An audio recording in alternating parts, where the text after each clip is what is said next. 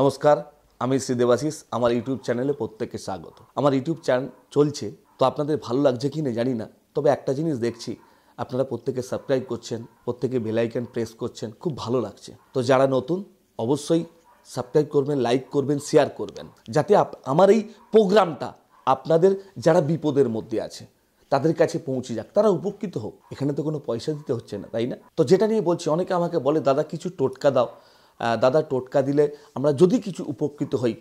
দেখুন, আমি একটা কথা বলি, আমি টোটকায় খুব একটা বিশ্বাস করি না, জানেন তো।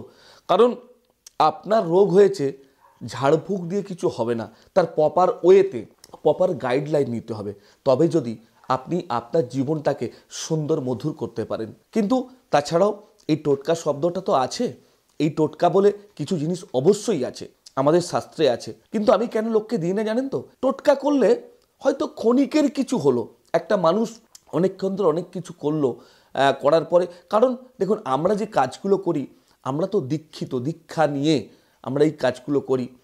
তো অনেকে বলে দাদা আমরাও তো দীক্ষা নিয়েছি। না, দীক্ষার মধ্যে একটা ডিফারেন্স আছে। আমরা এটা পড়াশোনা করেছি কিভাবে, কি পদ্ধতিতে, কারণ অঙ্কের যেরকম একটা স্টেপ আছে, আমাদেরও তো স্টেপ আছে। তো যাই হোক, বিতর্কে যাব না। তো আমি আগের ভিডিওতে আমি বলেছি স্বামী স্ত্রী বা সম্পর্ক নিয়ে, আমি তাদের উদ্দেশ্য বলছি যারা টোটকায়, আমি জানি না কতটা ফলাফল পাবেন, তবে হ্যাঁ কিছু হলে নিশ্চয়ই পাবেন। তবে সামনে হলে কিন্তু অবশ্যই অনেক বেশি ফল পাওয়া যায়। তবু টোটকাটা আপনারা করবেন, নিশ্চিত কিছুটা হলেও ফল পাবেন। কি, যাদের স্বামী স্ত্রী বা প্রেমিক প্রেমিকা, এদের উদ্দেশ্য বলছি, আপনারা দীর্ঘদিনের একটা সম্পর্ক, আপনারা সে থেকে একটু বিচ্ছেদ হয়ে গেছেন, আপনারা খেয়াল করবেন যে লজ্জাবতী গাছ, কি বললাম, লজ্জাবতী গাছ, তার শেকড়টা একদম যেটা মাটির নিচে থাকে, ঠিক 1 গাঁট বা 2 গাঁট আপনারা নেবেন। সেই লজ্জাবতী গাছটাকে, ওই শেকড়টাকে নিয়ে তাতে একটু হলুদ, চন্দন, কালো তিল, কি বললাম, হলুদ, চন্দন, কালো তিল, এইটা 3টে মাখিয়ে একটা ডিব্বার মধ্যে রেখে দেবেন, বা যাকে আপনারা বলেন কৌটো, তার মধ্যে রেখে দেবেন।